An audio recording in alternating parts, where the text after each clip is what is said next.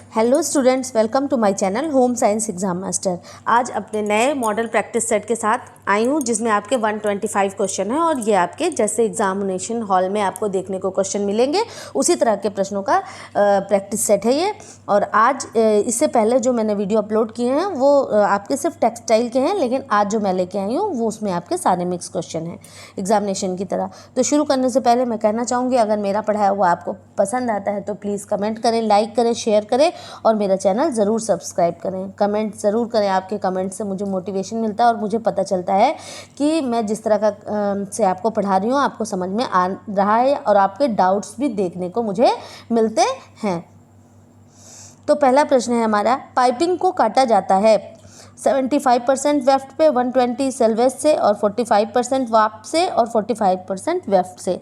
तो यहाँ पर आपका करेक्ट आंसर होता है 45% वाप से। ठीक है, ये आपका करेक्ट आंसर होता है। तो ये जो है ये आपका जैसे कपड़े हैं तो ये आपका वेफ्ट और ये क्या है, वार्प है। ठीक है, इसको जब हम इस तरह से इस डिग्री पर काटते हैं, क्योंकि ये 90 डिग्री हो गया तो इसका आधा हमने किया, तो यहाँ पर क्या 45 डिग्री के एंगल पर जब हम काटते हैं तब ये क्या होता है, ये आपका यहाँ पर ट्रू बायस कपड़ा, ट्रू बायस के नाम से भी आएगा, तब भी आपका यही आंसर होगा। ठीक है, तो यहाँ पर ये ट्रू बायस की स्थिति आती है। इसी तरह से हम लोग पतली पतली स्ट्रिप्स को काट देते हैं और जो एजेस होते हैं, मतलब कि जो खुले हुए एजेस होते हैं उनको कवर करने का काम पाइपिंग के द्वारा किया जाता है। अगर मैं उदाहरण दूँ तो हम लोगों को नेक लाइन में ज़रूर देखने को ये मिल जाता है, ब्लाउज पे इस पर अलग से क्या इसको कवर, एजेस इसकी कवर ही तो होती है और एजेस की फिनिशिंग के लिए भी इस काम को किया जाता है।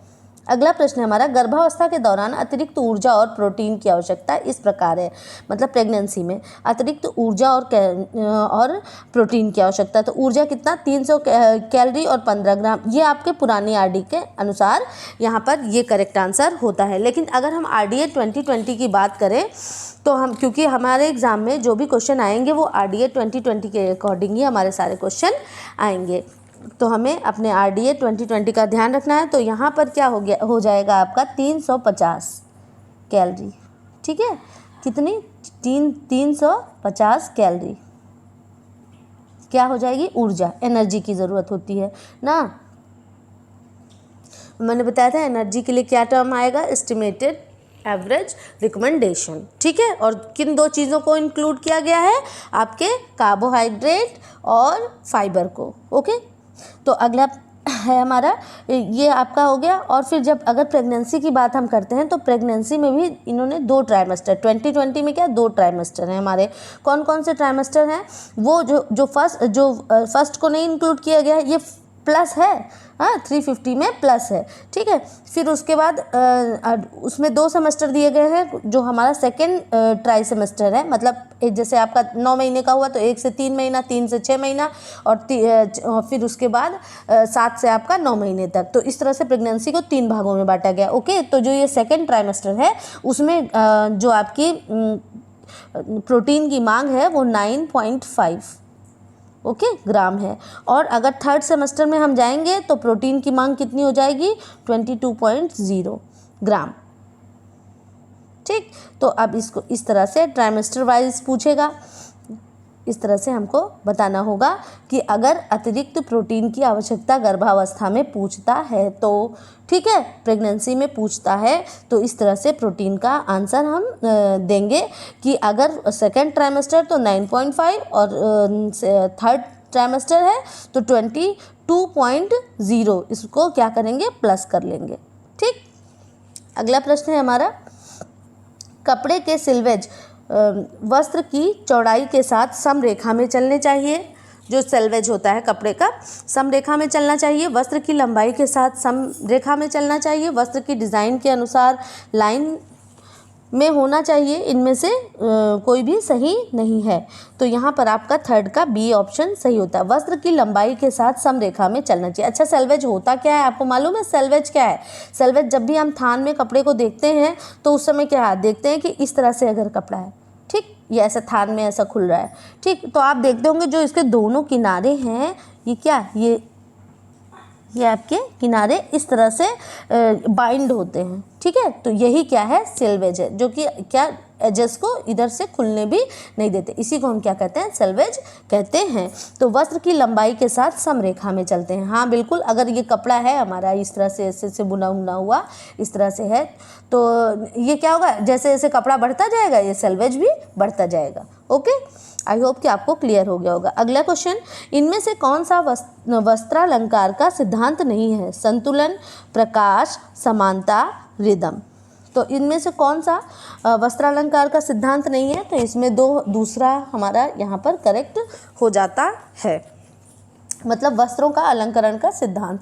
तो सिद्धांत की बात हम करते हैं तो संतुलन, समानता और रिदम आता ही है, और प्रकाश जो है ये एलिमेंट के अंतर्गत आ जाता है, इसलिए ऑप्शन नंबर बी आपका क्या होता है, करेक्ट होता है। भारत का उद्धार किसी झोपड़ी में निहित नहीं, किसने कहा है? ये आपका अगला प्रश्न होता ये है, इसमें सरदार पटेल, जवाहरलाल नेहरू, महात्मा गांधी और विवेकानंद, तो ये किसने कहा है? ये महात्मा गांधी का कथन है। कुछ कथन कॉमन से हैं, जैसे विवेकानंद ने कहा कि फुटबॉल के मैदान की ज़रूरत नहीं, विवेकानंद का कथन है। तो इसी तरह आप याद कर लेंगे कि भारत का उद्धार उसकी झोपड़ियों में निहित है, यह कथन किसने कहा है? तो ये कहा है महात्मा गांधी ने कहा है। एक राष्ट्रीय संस्था जो सामाजिक एवं अन्य अपंग बालकों के लिए कार्यरत है, तो वो कौन सी संस्था है? UNISCO, CAWB, UNAC, ICDS। तो यहाँ पर आपका करेक्ट आंसर होता है CSWB। ठीक है, तो ये क्या है? केंद्रीय आपकी समाज कल्याण बोर्ड। ठीक है, क्या है? केंद्रीय समाज कल्याण बोर्ड। सोशल वेलफेयर, ये आपका क्या है? Central social welfare board. ठीक है, और इसकी स्थापना कब हुई है? 1953 में की गई है। और ये क्या है? अर्ध सरकारी स्वायत्त संस्था है, जिसका संचालन एक नियंत्रण केंद्रीय मानव संसाधन मंत्रालय के अधीन होता है। इसका मुख्य उद्देश्य समाज कल्याण के कार्यक्रम का संचालन करने, प्रोन्नति बनाने और प्रशिक्षण को प्रोत्साहन, मार्गदर्शन, वित्तीय सहायता एवं अन्य प्रकार के सहयोग देना है। अगला प्रश्न है हमारा, धागे जो सेल्वेज के समकक्ष रखे जाते हैं उन्हें कहते हैं? सेल्वेज के समकक्ष रखे जाते हैं उसे ताना कहते हैं, बाना कहते हैं, कटा कहते हैं या उत्सुदा कहते हैं? तो यहाँ पर आपका ए आंसर सही होता है। ताना बाना से ही वस्त्रों की, ताने और बानों दोनों से ही वस्त्रों की बुनाई होती है, और सभी प्रकार के वस्त्र दोनों ओर मतलब आधा इंच या पौने इंच की किनारी होती है। तो सेल्वेज क्या? वही किनारी ही तो है हमारी, जो यहाँ दोनों साइड वस्त्र के दोनों साइड में है। ठीक है, और यह किनारी वस्त्र के समस्त जमीन पर कुछ अलग ही प्रकार की होती है, इसी किनारी को सेल्वेज कहते हैं। सेल्वेज में वस्त्र दोनों ओर स्थिरता से बंधा रहता है तथा धागे छटकने नहीं पाते हैं, वस्त्र में मजबूती आ जाती है। मतलब वही मैंने बताया कि आपको इस यहाँ से एजेस से निकलता नहीं है। तो ये सेल्वेज के समकक्ष रखे जाते हैं, मतलब ऐसे ऐसे चल रहा है तो इस तरह से ये जो ताने का धागा है ये इस तरह से चलेगा। ओके, पेंसिल तकनीकी वह तकनीकी है जिससे किया जाता है परिवीक्षण, बुनाई, कार्य सरलीकरण और टेक्सचर विश्लेषण। तो यहाँ पर जब मैंने आपको कार्य सरलीकरण पढ़ाया था तो उस समय बताया भी था कि जो पेंसिल तकनीकी है वह किसके अंतर्गत? कार्य सरलीकरण के अंतर्गत आती है। और इसमें जो आपकी जो फॉर्मल और इनफॉर्मल दो तरह की थी। तो फॉर्मल में आपका क्या कौन सा था? माइक्रो मोशन था, आपका फिल्म विश्लेषण था, ये सारी चीज़ें थी। और पेन पेंसिल जिसको अनौपचारिक तकनीकी भी हम लोग कह रहे थे, उसमें process chart, operation chart, pathway chart, ये सारी चीज़ें थी। तो ठीक है, तो पेन पेंसिल तकनीक जो है ये हमारी इनफॉर्मल तकनीक है। अगले पेज पर हम आते हैं और इसमें राष्ट्रीय रक्ताल्पता नियंत्रण कार्यक्रम के अंतर्गत दी जाने वाली बड़ी टिकिया होती है। तो राष्ट्रीय ये अल्पापता जो कार्यक्रम है मतलब कि अनीमिया वाला, ठीक है, तो उसमें आपका यहाँ पर ये होता है, उसके अंतर्गत आएगी आपकी 500 मिलीग्राम फोलिक अम्ल। तो ये यहाँ पर आपका ये करेक्ट आंसर होता है। जो बड़ी टिकिया जो होती है वो 500 मिलीग्राम फोलिक अम्ल की होती है। और उचित पोषण के अभाव में बालकों, शिशुओं में, गर्भवती तथा धात्री माताओं में अनीमिया नामक रोग हो जाता है। तो ग्रामीण मतलब तो बहुत ही व्यापक स्तर पर इस पर रोकथाम के लिए ये 500 मिलीग्राम की फोलिक एसिड की टिकिया दी जाती है। और अगला प्रश्न है हमारा, आरलान के निर्माण में उपयोगी निम्न में से कौन सा रासायनिक तत्व है? तो आरलान कैसा है? एक एक्रिलिक रेशा है, ठीक है।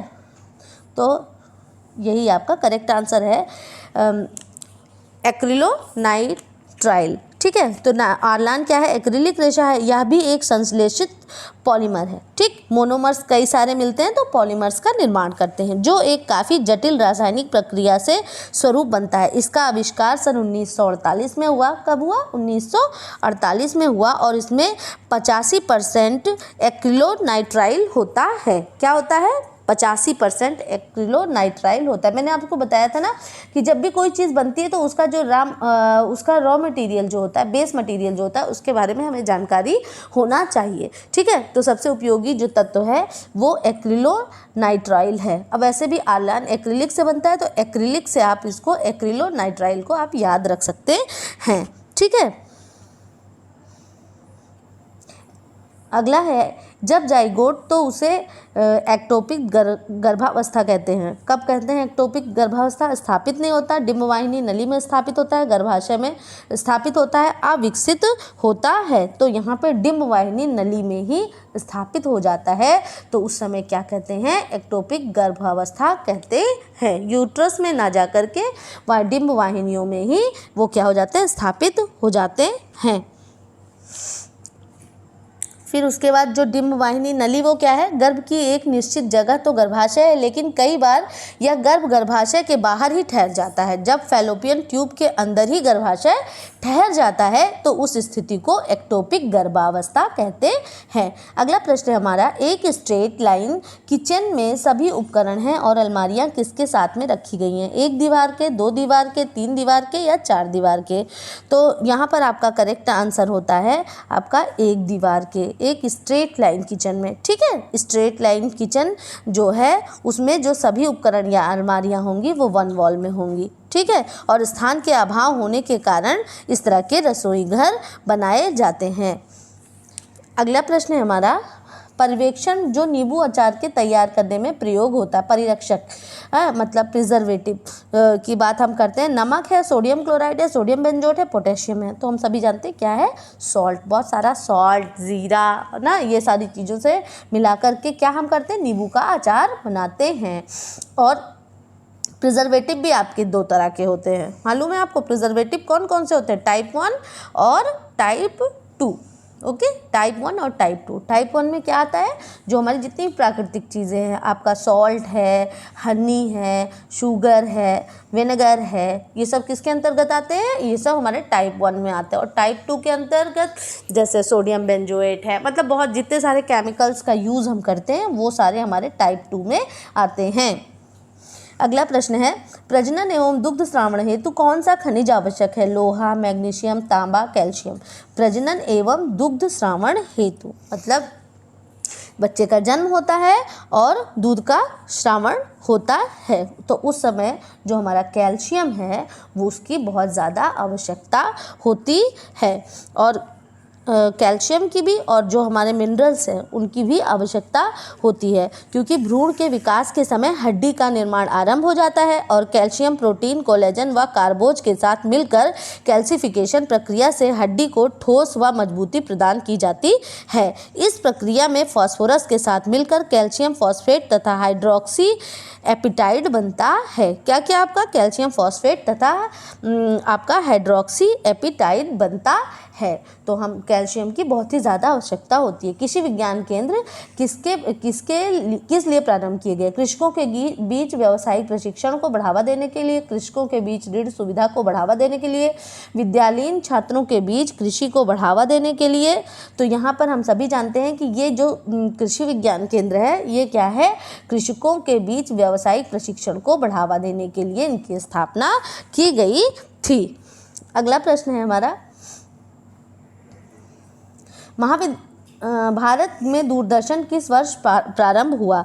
तो भारत में दूरदर्शन कब प्रारंभ हुआ है आपके 15 दिसंबर 1922 में, 25 सितंबर 1922 में, 15 सितंबर 1959 में और 25 सितंबर 1956 में। तो ये कब प्रारंभ हुआ है? ये 15 सितंबर 1959 में प्रारंभ हुआ है भारत में दूरदर्शन।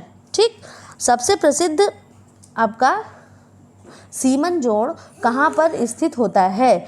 तो टकसीम में। सीमन क्या सीवन का जोड़ है, सीम की बात कर रहा है। ठीक, तो ये आपका सबसे टक सीम, स्लॉट सीम, साधारण सीम, फ्रेंच सीम। तो यहाँ पर आपका करेक्ट आंसर होता है सी, साधारण सीम।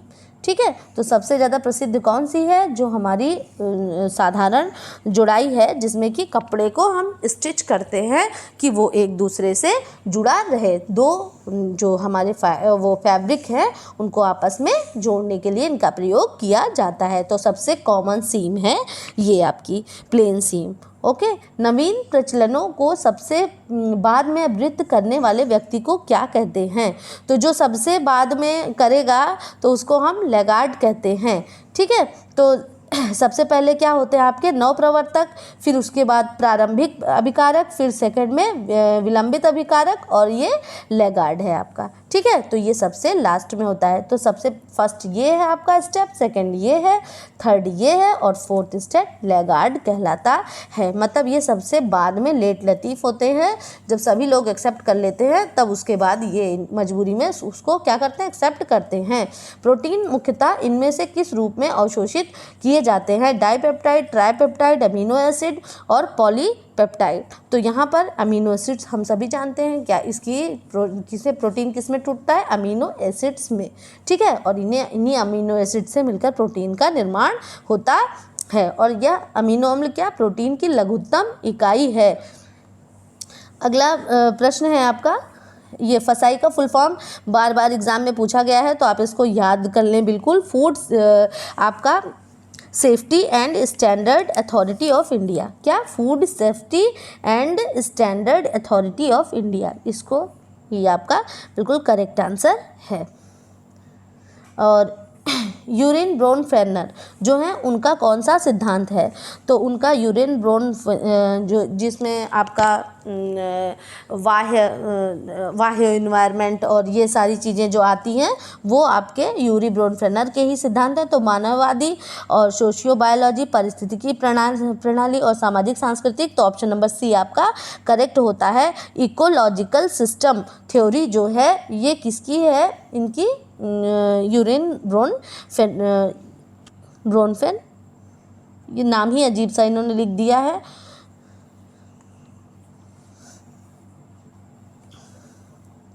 ब्रोनफेन ब्रेनर ने लिखा है ना, तो यहाँ पर आपका पारिस्थितिकी का सिद्धांत।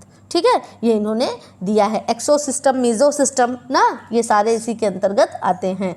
बौद्धिक विकारता किसकी कमी का लक्षण है? जो बौद्धिक विकारता, ठीक है, दिमाग की बात कर रहा है। कैल्शियम, फास्फोरस, लौह और आयोडीन। तो ये क्या है? आयोडीन। मतलब आयोडीन की कमी से मेंटली रिटार्डेशन हो जाता है। ये मैंने आपको पढ़ाया था, तो 3 चीज़ें उसमें बताई भी थी कि आयोडीन की कमी से ग्वाइटर था आपका, और ये मेंटली रिटार्डेशन था, और फिर क्या, और आप वो मिसकैरेज भी इसी की वजह से हो जाता है। गांधी जी ने किस शिक्षा का प्रारंभ किया? बुनियादी शिक्षा, शालेय शिक्षा, प्राइमरी शिक्षा, पूर्व शालेय शिक्षा।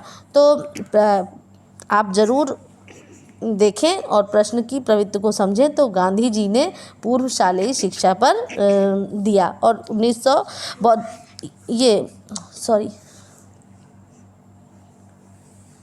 यहाँ पर ये नहीं, आपका नई तालीम की बात यहाँ कर रहा है कि गांधी जी ने किस पे बेसिक एजुकेशन की बात की थी ना, तो बुनियादी शिक्षा। ठीक, तो बुनियादी शिक्षा यहाँ पर करेक्ट होता है, और इसका ईयर भी 1935 है। नई तालीम के नाम से भी इसको जाना गया। अगला है हमारा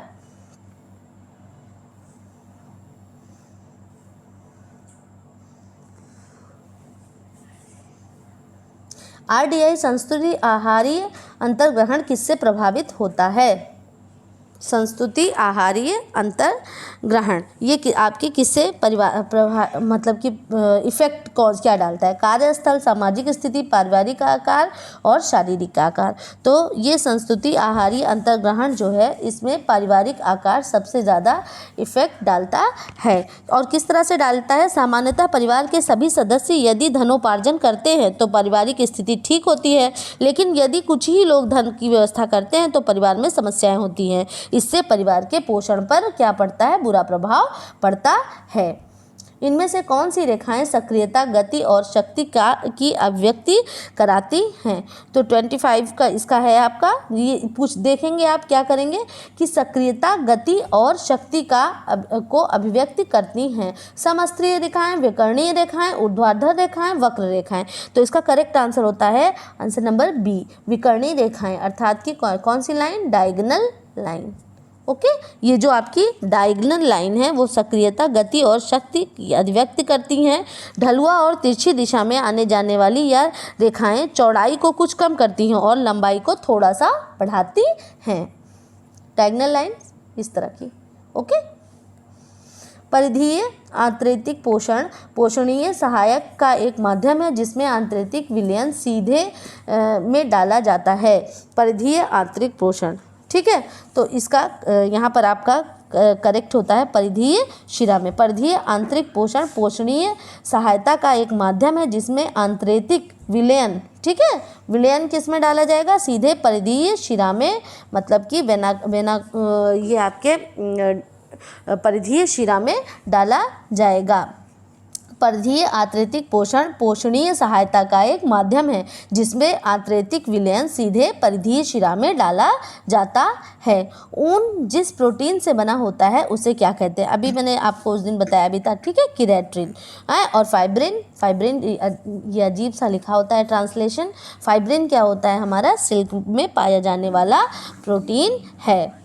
चीनी रोग कहा जाता है, किसको कहा जाता है? चीनी रोग। चीनी रोग हम सभी इससे परिचित हैं। ये क्या है? हमारा मधुमेह, डायबिटीज़ होता है। उसमें क्या होता है कि इसमें यूरिन के थ्रू क्या होता है? शुगर बाहर आने लगती हैं और क्यों होता है ये? इंसुलिन हार्मोन्स के अल्पस्रावन के कारण डायबिटीज़ हो जाती है, ठीक। फिर उसके बाद अगला है खाद्य ऊर्जा की क्रांतिक इकाई दिखाई जाती है। जो खाद्य ऊर्जा है मतलब कि क्रांति क्रिटिकल जो यूनिट इसकी जो है इसको किस चीज़ से मतलब कि मापते हैं? तो इसको अगर हम देखेंगे कि आपका यहाँ पर करेक्ट आंसर ये 1:2 इंटू BMR 1:4 इंटू BMR और 1:2 इंटू BMI 1:4 इंटू BMI, ठीक है। तो यहाँ पर इसका करेक्ट होता है आंसर नंबर बी, ठीक है, 1:4 BMI। हाँ, तो ये है आपका BMR। तो बेसल मेटाबॉलिक रेट ऊर्जा को कैलोरी में व्यक्त करने वाला एक नंबर है। हर व्यक्ति का BMR अलग अलग होता है और BMR किस पर डिपेंड करता है? जैसे हमारे बॉडी साइज़ पर, वेट क्या है, एज क्या है ना, ये सारी चीज़ों पर, और हमारे बॉडी मास कितना है, इन सारी चीज़ों पर डिपेंड करता है। यह हमें बताता है कि हमारा शरीर आराम की अवस्था में होता है तब हमें कम से कम कितनी ऊर्जा की आवश्यकता होती है। तो सामान्य व्यक्ति के लिए ऊर्जा की जब हम गणना करते हैं तो यहाँ पर जो करेक्ट आंसर, जैसे सामान्य व्यक्ति है कोई तो उसकी हम ऊर्जा की गणना करेंगे तो उस समय हम क्या करते हैं? BMR को ऊर्जा के लिए जब करते हैं तो 1.2 से 1.2 और BMR हो जाता है हमारा। और यदि व्यक्ति थोड़ा एक्टिव हो और खाद्य ऊर्जा की उसकी बात करते हैं तो 1.375 इंटू BMR हो जाता है। यदि व्यक्ति अत्यधिक सक्रिय हो ऊर्जा की वो करता है तो 1.901 BMR 1.901 इंटू BMR, ठीक है। और एवं खाद्य ऊर्जा की जो क्रिटिकल इकाई है उसकी कैलोरी गणना किस प्रकार से? जब क्रिटिकल इकाई की बात आएगी तो आपको ध्यान रखना है तब उस समय कैसे करते हैं? हम 1.4 इंटू BMR, ठीक। तो सिंपल अगर ऊर्जा की बात करता है, सामान्य व्यक्ति के लिए ऊर्जा की बात करता है, तो उसको हम क्या करते हैं, ऊर्जा को तब 1.2 से मल्टीप्लाई करते हैं BMR को, ठीक है।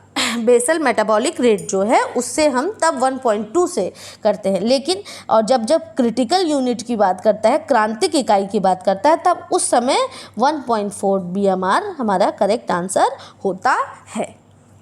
आई होप कि आपको समझ में आ गया होगा ये। और किसके नियंत्रण में राष्ट्रीय बचत पत्र होता है? HDFC बैंक, डाकघर, स्टेट बैंक ऑफ इंडिया और आपका सहकारी बैंक। तो जो राष्ट्रीय बचत पत्र है यह डाकघर की एक योजना है, ठीक है। ये किसको प्रोत्साहन देती है? अल्प बचत को। जैसे थोड़ी थोड़ी बचत है आपके पास तो आप उसको जा करके डाकखाने में जमा कर दें। और ये इसकी शुरुआत कब की गई? सन 1982 में इसकी शुरुआत की गई और इसका उद्देश्य है जनता को मितव्ययी कराना तथा अल्प बचत को प्रोत्साहित करना। अगला प्रश्न है हमारा, एर्गोनॉमिक्स मजदूर कार्यक्षमता शास्त्र शब्द को ग्रीक शब्द एर्गन और नॉम से बनाया गया है, जिसका मतलब है नैसर्गिक नियम के साथ काम, खड़े रहते हुए काम, काम के साथ खड़े और कोई नहीं। तो मैंने आपको ये पहले ही बताया था कि ये क्या, नैसर्गिक नियम के साथ। तो यहाँ पर दो चीज़ें हैं, क्या बोलते हैं, मजदूर कार्यक्षमता शास्त्र में जो एर्गन और नॉर्म्स बनाए गए हैं, जिसका मतलब है नैसर्गिक नियम के साथ काम, work with natural cause. Okay, तो अगला प्रश्न है हमारा, कपड़े की चमक ताकत को बढ़ाने के लिए कास्टिक सोडा प्रयोग में लाया जाता है। ताकत बढ़ाने के लिए, चमक मतलब उसमें ग्लेसिंग बढ़ाने के लिए क्या कास्टिक सोडा प्रयोग में लाया जाता है? तो उस समय उसको क्या कहते हैं? मर्सराइजिंग, सर्जिंग, बीटलिंग, सेंफोराइजिंग। तो यहाँ पर क्या है? ए, जो उस दिन मैंने आपको बताया था मॉडिफाइड फाइबर के अंतर्गत, जो कि हमारा स्पेशल फाइबर में आता है, उसमें मॉडिफाइड, उसका मैंने आपको एग्जाम्पल भी दिया था। तो मर्सराइज्ड कॉटन की बात कर रहा है। चमक और ताकत कास्टिक सोडा प्रयोग में लाया जाता है, उसको हम क्या कहते हैं? मर्सराइजेशन कहते हैं। और इस क्रिया में क्या होता है? वस्त्र की मजबूती 20% तक बढ़ जाती है, जिससे वस्त्र सघन, चिकना एवं चमकदार हो जाता है, क्योंकि रेशे उससे फूल जाते हैं। पढ़ते हैं अपने अगले प्रश्न की ओर। अगला प्रश्न है हमारा, इनमें से कौन सी रेसिस्ट डाइंग तकनीकी है? तो रेसिस्ट डाइंग मैंने बताया था आपको, जैसे जब किसी चीज़ को अवरोध उत्पन्न कर दिया जाता है तो वो आपकी रेसिस्ट डाइंग की तकनीकी के अंतर्गत आती है। तो क्या है? Tie and dye, ikat, batik, उपयुक्त में से सभी। तो यहाँ पर टाई एंड डाई मतलब धागा बांध दिया, ठीक है। और जो आपकी बाटिक कला है उसमें वैक्स को रेसिस्ट बना दिया गया है, ठीक है। तो और हाँ, आपकी इकत में भी रेसिस्ट डाई का ही प्रयोग होता है। तो इस तरह से अगर इसका करेक्ट आंसर देखा जाए तो उपयुक्त सभी यहाँ पर सही आंसर होगा। हल्दी में उपस्थित फाइटोकेमिकल्स हैं। हल्दी में कौन सा फाइटोकेमिकल है? पॉलीफेनॉल है, आइसोफ्लेवोनाइड्स हैं और फ्लेवोनाइड्स हैं, करक्यूमिन है। तो अगर आपने बार बार पढ़ा है तभी आपको याद रहेगा कि इसमें कौन से फाइटोकेमिकल्स हैं। इसमें कौन सा है? करक्यूमिन है। अगला है हमारा, निम्न में से किस पर टाइलिन का प्रभाव शर्करा तथा स्टार्च पर, प्रोटीन तथा वसा पर, विटामिन तथा वसा पर, प्रोटीन तथा शर्करा पर? तो यहाँ पर आपका ऑप्शन नंबर ए करेक्ट होता है, शर्करा, ग्लूकोज तथा स्टार्च पर, क्योंकि ये क्या किसका फॉर्म है? CHO, कार्बोहाइड्रेट का। एक क्या होता है? एक ग्लूकोज 2 भाग में और दूसरा स्टार्च। तो इन्हीं दोनों पर प्रभाव पड़ता है और ये लार के साथ मौजूद होता है और कहाँ? हमारे मुंह में पाया जाता है, ठीक है। और यह स्टार्च को किस में बदल देता है? माल्टोज में बदल देता है, ठीक है। अगला प्रश्न है हमारा, संसाधनों का उपयोग तुलनात्मक रूप से परिवार जीवन चक्र के चरण में कम होता है। तो कब सबसे कम होता है संसाधनों का उपयोग? तो संसाधनों का उपयोग जो है शुरुआती अवस्था में, विस्तृत में, सिकुड़न में, सामान्य में। तो यहाँ पर आपका करेक्ट आंसर होता है आंसर नंबर ए, शुरुआत में संसाधनों तुलनात्मक रूप से पारिवारिक जीवन चक्र के चरण में कम होता है। तो ये शुरुआत में ऐसा होता है क्योंकि अभी हमने फैमिली शुरू ही नहीं की, तो हम कॉन्ट्रैक्शन मतलब वहाँ पर जो आपकी संकुचन की अवस्था है और विस्तार की अवस्था है, तो वहाँ से तो कम ही आपको मिलेगा। गंधक रंजक उपयुक्त होते हैं रेशम के लिए, सूती के लिए, नायलॉन के लिए, ऊनी के लिए। तो ये आपके जो गंधक रंजक हैं ये कौन से, ये आपके सूती के लिए, वनस्पतिक फाइबर के लिए। ये प्रश्न हो चुका है एक बार, मैंने आपको बताया था कि एजोडाइज की बात यहाँ पर कर रहा है, सल्फर डाइज की बात कर रहा है।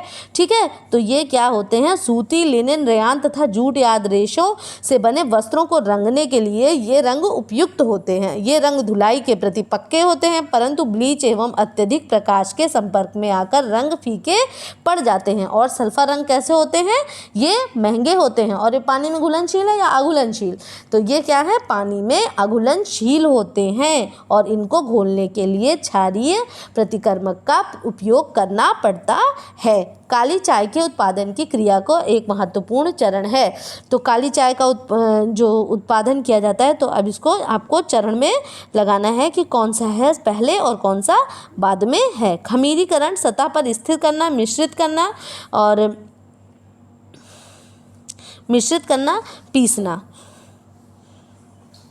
तो काली चाय के उत्पादन में जो फर्मेंटेशन की प्रक्रिया है वो की जाती है, तो उसमें खमीरीकरण की प्रक्रिया से काली चाय में फाइटेट की मात्रा में कमी हो जाती है। और फाइटेट्स क्या हैं, फाइटेट्स तो हमें,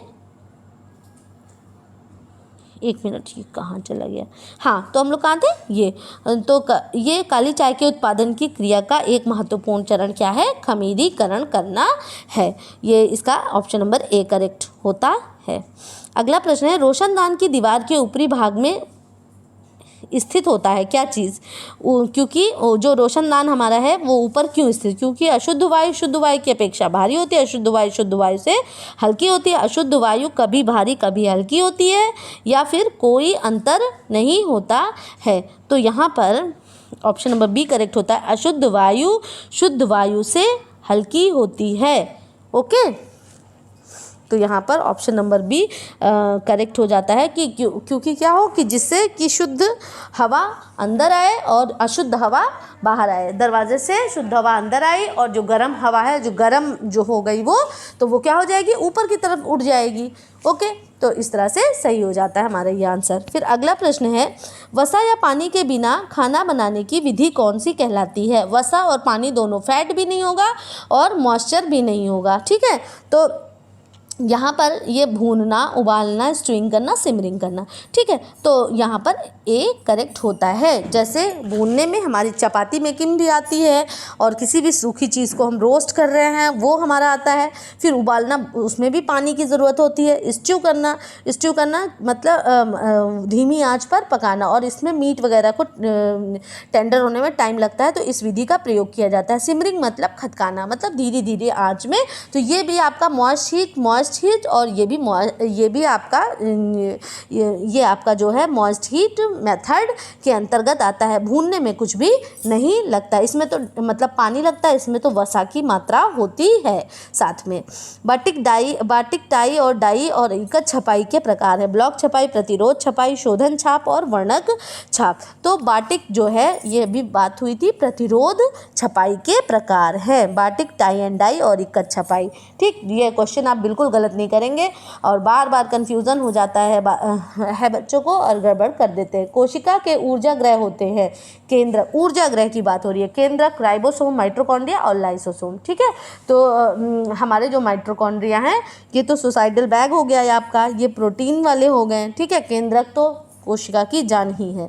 ठीक है, तो माइटोकॉन्ड्रिया जो है ये एटीपी का निर्माण करते हैं और ये इससे क्या होता है, ऊर्जा मिलती है। और जब कोशिका को ऊर्जा मिलती है तो हमारे शरीर को भी बहुत सारा उसका फ़ायदा मिलता है। अगला प्रश्न है, सड़ी हुई अमोनिया जैसे गंध उत्पन्न करने वाले बैक्टीरिया द्वारा भोजन से कौन सा घटक पकाया जाता है।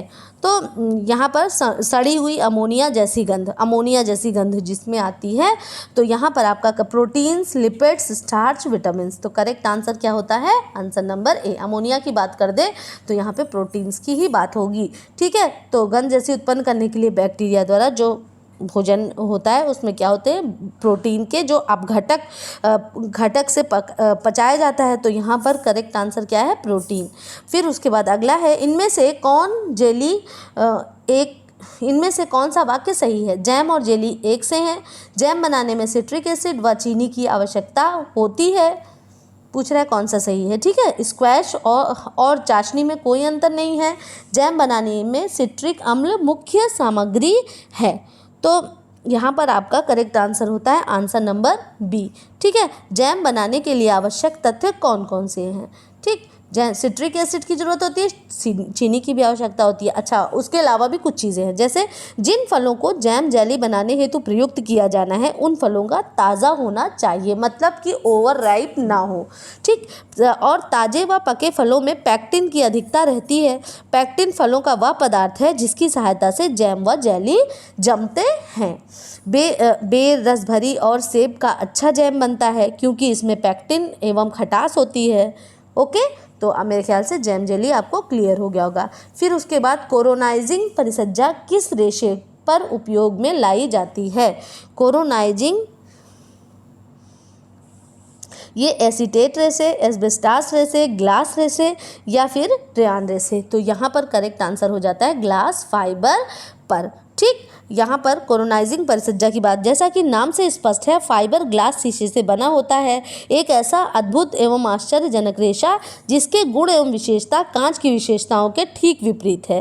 कांच छूने में चिकने परंतु मुड़ने वाले, दृढ़ एवं कड़े होते हैं, जो झुकाने पर झुकते नहीं बल्कि अत्यधिक दबाव से क्या होते हैं? टूट जाते हैं। अगला प्रश्न है हमारा, का उपयोग ब्रेड बनाने के लिए किया जाता है? किस चीज़ का प्रयोग हम लोग ब्रेड बनाने के लिए करते हैं? जीवाणु, फफूंदी, खमीर, मोल्ड। तो ब्रेड बनाने के लिए प्रयोग करते हैं खमीर का, और जब ब्रेड पर क्या होते हैं? बैक्टीरिया लगते हैं तो वो मोल्ड होते हैं। ओके, अगला प्रश्न है, गाय के दूध की तुलना में माँ का दूध है कैल्शियम और प्रोटीन से भरपूर, कैल्शियम और प्रोटीन से कम, कैल्शियम से भरपूर किंतु प्रोटीन से कम, कैल्शियम से कम किंतु प्रोटीन से भरपूर? तो यहाँ पर आपका करेक्ट आंसर होता है आंसर नंबर ये, कैल्शियम से भरपूर किंतु प्रोटीन से कम, गाय की तुलना से। ठीक है, तो गाय की मतलब जो दूध होता है उसकी तुलना में कैल्शियम तो होता है ज़्यादा, लेकिन प्रोटीन कम होती है। माता के दूध में गाय के दूध की अपेक्षा 3 गुना प्रोटीन कम होती है। साथ ही इस प्रोटीन से जो दही बनता है वह अत्यंत छोटे छोटे कणों वाला, नरम, मुलायम एवं सुपाच्य होता है। तो इसीलिए बच्चों के लिए गाय का दूध बहुत ही ज़्यादा फायदेमंद होता है। अगला प्रश्न है हमारा, जब भोज्य पदार्थ को मसालेदार पेस्ट में कुछ घंटे के लिए रखा जाता है ताकि सामग्री सुरुचक भोज्य पदार्थों को सोख जाए, इस प्रक्रिया को क्या कहते हैं? मैरिनेटन डन करना, खिड़वन करना, मॉल्ट करना, सावरिन करना। तो यहाँ पर जो मैरिनेट करना, ठीक है, ऑप्शन नंबर ए। अक्सर आजकल हम लोग खाना जब बनाते हैं तो क्या करते हैं? कुछ टाइम के लिए मैरिनेट कर देते हैं, उसके बाद बढ़िया सा, जैसे अगर हम लोग चिकन टिक्का, वो आपका पनीर टिक्का बना रहे हैं तो पनीर टिक्का बनाते समय क्या करते हैं? पनीर में मसाले डाल करके उसको मैरिनेशन के लिए रख देते हैं, जिससे कि अच्छे से एब्जॉर्ब कर ले जो हमने उसमें मटेरियल डाला है। दूध का पाश्चरीकरण किया जाता है। तो आपका जो ये दूध का पाश्चरीकरण क्यों किया जाता है? लंबे समय तक सुरक्षित करने के लिए ही तो किया जाता है। सूक्ष्म जीव, अच्छा ये पूछ रहा है क्या? दूध का पाश्चरीकरण किया जाता है सूक्ष्म जीवाणुओं को मारने तथा दूध को लंबे समय तक सुरक्षित करने के लिए, क्रीम निकालने के लिए, खमीर खत्म करने के लिए, विटामिन को बढ़ाने के लिए। तो बिल्कुल क्लियर सी बात है कि दूध का पाश्चराइजेशन क्यों करते हैं? सूक्ष्म जीवाणुओं को मारने तथा दूध को लंबे समय तक सुरक्षित रखने के लिए इसका प्रयोग करते हैं। और पाश्चराइजेशन में क्या होता है कि दूध को लंबे समय तक सुरक्षित कर, इसका पाश्चराइजेशन किया है। पाश्चराइजेशन करने के लिए दूध को 62.80 डिग्री सेल्सियस पर 30 मिनट तक गर्म करते हैं, और इस प्रक्रिया से दूध में उपस्थित सभी जीवाणु, रोगाणु एवं कीटाणुओं का नाश हो जाता है। यदि जीवाणु को बीजाणु रह भी जाते हैं तो वो भी निष्क्रिय हो जाते हैं। फिर बहुत गर्म करते हैं, फिर उसके बाद बहुत ही ठंडे टेम्परेचर में रख करके उसको ठंडा कर ले देते हैं। इस तरह से पाश्चराइजेशन होता है। फिर अगला प्रश्न है, वंशानुक्रम की मूल इकाई क्या है? Chromosome, genes, DNA, zygote. तो वंशानुक्रम की जो मूल इकाई है वो है क्या? आपकी जीन्स है। ऑप्शन नंबर बी यहाँ पर करेक्ट होता है। ठीक, वंशानुक्रम वंश परंपरागत जिसके अंतर्गत बालक माता पिता के विकासात्मक विशेषता तथा गुण संस्कार आदि ग्रहण करता है। जीन्स के द्वारा ही मनुष्य अपने पूर्वजों की सादृश्य पैदा होता है और यह क्रिया वंशानुक्रम कहलाती है। अगला प्रश्न, मंद बुद्धि बालकों की बुद्धि लब्धि IQ से कम होती, कितने से कम हो जाएगी तब वो मंद बुद्धि वाले बालक हो जाएंगे? तो यहाँ पर ऑप्शन नंबर डी ये करेक्ट होता है। और ये क्या है, 70 से IQ अगर कम होता है तो वो मंद बुद्धि वाले बालक होते हैं। तो आपका इंटेलिजेंट कोशेंट, IQ क्या है, इंटेलिजेंट कोशेंट। अच्छा, इसको मापते कैसे हैं? हाँ, तो IQ का फॉर्मूला क्या होता है, IQ is equal to mental age upon physical age, okay, into 100। दिमाग ऊपर होता है ना, तो इसलिए हमेशा मेंटल एज को आप ऊपर रखेंगे। और इसी के साथ नहीं, अभी हमारा ख़त्म नहीं हुआ, एक पेज और है। हाँ, तो आप बने रहें। अभी अति तनाव के मरीज को किस मूलद्रव्य की से परहेज़ करना चाहिए, मतलब हाइपरटेंशन। ठीक, हाइपरटेंशन की बात करते हैं तो वहाँ कैल्शियम, जिंक, पोटेशियम, सोडियम। ठीक है, हाइपरटेंशन के मरीज जो हैं उनको नमक की मात्रा कम देनी चाहिए, कम सोडियम युक्त आहार दिया जाना चाहिए। ऊपर से नमक लेकर के तो उनको बिल्कुल ही नहीं खाना चाहिए। भारत के किस राज्य में वायु प्रदूषण का स्तर सबसे अधिक है? तो भाई हमारी दिल्ली, उसमें वायु प्रदूषण का स्तर सबसे अधिक है। प्रसार शिक्षण प्रक्रिया में निम्न में से 5 आवश्यक चरणों को सही क्रम में व्यवस्थित कीजिए। तो ये आपके प्रसार शिक्षण जो इसमें आपको व्यवस्थित करना है, तो इसमें अगर आप देखें तो सबसे पहले क्या हो जाएगा, यहाँ पर हमें कूट से चलना है। ठीक है, स्थिति एवं समस्या ये हमारा पहला हो जाएगा, उद्देश्य है ये दूसरा हो जाएगा, चौथा कार्य योजना, शिक्षण कार्य योजना, फिर मूल्यांकन और पुनर्विचार। तो उसके बाद ये तीसरा हो गया आपका, ये फिर मूल्यांकन किया हमने, और मूल्यांकन करने के बाद हम देखेंगे उसके बाद पुनर्विचार करेंगे। तो इस तरह हम देखते हैं यहाँ पर आप हमारा डी वाला ये कूट बिल्कुल सही होता है। ओके, फिर अगले प्रश्न की ओर बढ़ते हैं। किशोरावस्था, एडोलसेंस शब्द लैटिन क्रियापद एडोलिसियर से लिया गया है, जिसका मतलब है समझ, वास्तविकता, विकास या परिपक्वता की ओर, है परिपक्वता की ओर वृद्धि। ठीक है, तो यहाँ पर आपका करेक्ट आंसर होता है कि ये जो है यहाँ पर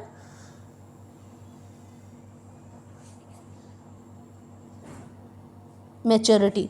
ठीक है, परिपक्वता की ओर वृद्धि मतलब बच्चा परिपक्व हो रहा है। अहंकार के समारोह पर आधारित है, आनंद के सिद्धांत पर, वास्तविकता के सिद्धांत पर, रिफ्लेक्स एक्शन पर और प्रैक्टिकल अनुभव पर। तो अहंकार जो है ईगो की बात कर रहा है, तो ईगो क्या, वास्तविकता का सिद्धांत है। ठीक है, वस्त्र निर्माण के लिए रेशे तैयार करने का सही क्रम है। तो रेशे अगर सही आपको सही से इसको अरेंज करना है, तो वस्त्र निर्माण की अगर हम बात करें तो उसका सही क्रम क्या है, सबसे पहले प्रेस करना, सीधा करना, छाप लगाना, सिकोड़ना, सीधा करना, छाप लगाना, सिकोड़ना, प्रेस करना। सबसे पहले सिकोड़ देंगे, फिर सीधा करेंगे, छाप लगाएंगे और फिर प्रेस करेंगे। ठीक है, तो ये किस चीज़ का है, वस्त्र निर्माण के लिए रेशे तैयार करने का सही क्रम। फाइबर को अगर तैयार कर रहे हैं तो उसके लिए जो सही क्रम है वो सबसे पहले है ऑप्शन नंबर सी, सिकोड़ना, सीधा करना, छाप लगाना और प्रेस करना। ठीक है, तो यहाँ पर सी आपका करेक्ट आंसर होता है। पेट में छाले, अल्सर पर इसका कम सेवन कर, मिर्च मसाले, रेशेदार भोजन, ऊपर के दोनों उपयुक्त में से कोई नहीं। तो यहाँ पर जैसे पेट में अल्सर या छाले हो गए हैं तो उस समय ना बहुत ज़्यादा रेशेदार भोजन भी नहीं करना चाहिए, और मिर्च मसाले वाला भोजन से तो और भी ज़्यादा आपकी इंटेस्टाइन क्या हो जाती है, और भी ज़्यादा उसमें घाव हो सकते हैं। तो ऊपर के दोनों ए तथा बी यहाँ पर करेक्ट होता है। एक रजोनिवृत्त महिला के लिए कैल्शियम की आरडीए होती है। कैल्शियम की आरडीए कितनी होती है भाई एक रजोनिवृत्त महिला के लिए? तो यहाँ पे भी मैं आपको 2020 का आरडीए बताऊंगी। तो यहाँ पर जो 2010 का अगर उसमें करेक्ट में आप देखेंगे तो उस समय जो करेक्ट आंसर था वो 60 मिलीग्राम पर डे था। लेकिन जो हमारी आरडीए आपकी 2020 है उसमें क्या होता है, उसमें इसका करेक्ट आंसर होता है 800 मिलीग्राम पर डे। ओके, यहाँ पर ये करेक्ट होता है। एक रजोनिवृत्त महिला के लिए आपकी किस चीज़ की मात्रा है, ये कैल्शियम की मात्रा है। निम्न नींबू में कौन से विटामिन प्रचुर मात्रा में पाए जाते हैं? तो इसको तो आप आंख बंद करके आंसर लगा सकते हैं, इसमें ऑप्शन नहीं पढ़ूंगी। Vitamin C. हाँ, और विटामिन सी का केमिकल नेम क्या है? Citric acid. निम्नलिखित अवधि के लिए भोजन उबलते बिंदु से गर्म करने और फिर इसे तुरंत ठंडा करने में कौन सी प्रक्रिया होती है? अभी हम लोग इसके बारे में बात कर चुके हैं। तो वो कौन सी प्रक्रिया है? वो पाश्चराइजेशन की प्रक्रिया है। ठीक है, तो ये जो, और भाई ये भी जान लीजिए कि विटामिन सी वाला जो था उसमें तो जो लिंड नामक के जो लिंड ने स्कर्वी रोग से पीड़ित रोगियों पर सबसे पहले इलाज किया था और पाया कि विटामिन सी की कमी से होती है स्कर्वी। ठीक है, तो उसमें लिंड का नाम आप याद रखेंगे। कौन इसकी बात मैं कर रही हूँ, इसके लिए विटामिन सी के लिए सबसे पहले लिंड ने इस पर प्रयोग किया था और उन्होंने देखा कि स्कर्वी इसी की वजह से हो रही है। अपने प्रयोग में ये सिद्ध किया। ठीक है, पाश्चराइजेशन अभी हम लोगों ने पढ़ा था कितने 62.80 डिग्री सेल्सियस पर 30 मिनट तक गर्म करते हैं, फिर उसके बाद उसको बहुत तेज़ी से क्या कर देते हैं, ठंडा कर देते हैं। इनमें से किस तत्व के प्रयोग को कला के आकार, रेखाओं और रंगों में दोहराया जाता है? महत्व, फोकस बिंदु, बैलेंस और पैटर्न। ठीक है, तो यहाँ पर आपका करेक्ट आंसर होता है कि पैटर्न। कला के आकार, रेखाओं और रंगों को दोहराया जाता है, तो वो किसके अंतर्गत आएगा? आपका पैटर्न के अंतर्गत आता है। एक मिनट, यहाँ पर थोड़ा सा गलत। कला के आकार, रेखा और रंगों को दोहराया जाता है। नहीं, अगर ये लाइंस, रंग और ये आपके शेप्स हैं तो ये क्या हो जाएगा? बैलेंस। ओके, तो इसका करेक्ट आंसर हो जाता है बैलेंस। इसका डी नहीं है, इसका बैलेंस है। सूची 1 को सूची 2 से सुमेलित कीजिए। नॉचेस, एकल नॉच, दोहरा नॉच, संतुलन चिन्ह। ठीक है, फिर उसके बाद फ्रंट आर्म होल, कटाई रेखा, सीवन रेखा और ब्लैक आर्म होल। तो अच्छा, तो इसमें मैं आपको ऐसे बता देती हूँ कि क्या क्या चीज़ें हैं। तो नॉचेस में क्या है आपका इसमें आता है बैक आर्म होल। ओके, फिर उसके बाद एकल नॉच में C1 रेखा, मतलब सीम लाइन, हाँ रेखा मैं बोल रही हूँ, आप नोट कर सकते हैं, और नीचे लिखा भी हुआ है। दोहरा नॉच, डबल नॉच किस पे लगेगी? फ्रंट आर्म होल पर। पहले मैं बता दूं आपको नॉच होता क्या है। नॉच क्या है कि उसको हम, जैसे मान लीजिए ये फैब्रिक है तो हमने इसे वी आकार का बीच बीच में कट कर दिया, वो आपका क्या हो गया? नॉचेज हो गए। ठीक, तो दोहरा नॉच कब लगेगा? फ्रंट आर्म होल पे। और संतुलन चिन्ह किस पर लगेगा? कटाई रेखा पर। ये सारा नीचे दिया हुआ है, कटाई रेखा। ओके, तो नॉचेस जो हैं वो आपके बैक आर्म होल पर। एकल नॉच जो है वो सीम लाइन पर लगेगी। दोहरा नॉच जो है वो आपके फ्रंट, आपकी जो आर्म होल होगा, आर्म होल मतलब समझते हैं ना, ये है। अगर ये नेक है तो इस साइड में ऐसे करके ये है आपका आर्म होल। ठीक है, जहाँ पे आर्म्स आपकी जुड़ जाती हैं वो क्या है? आपका आर्म होल है। ये आर्म मैंने बना दी है अलग से, मैं सिर्फ बताना चाह रही हूँ कि ये आपका आर्म होल है ड्रेस में। ठीक, फिर उसका संतुलन चिन्ह क्या है? कटाई रेखा। ठीक है, तो इस तरह से आप इसको देख लें और देखने के बाद आप पाएंगे कि ऑप्शन नंबर डी, चौथा, तीसरा, पहला, दूसरा इसमें मैच कर रहा है। अभिकथन, कार्य का रिकॉर्ड रखने और विश्लेषण करने की प्रक्रिया चार्ट्स की सरल तकनीकी है।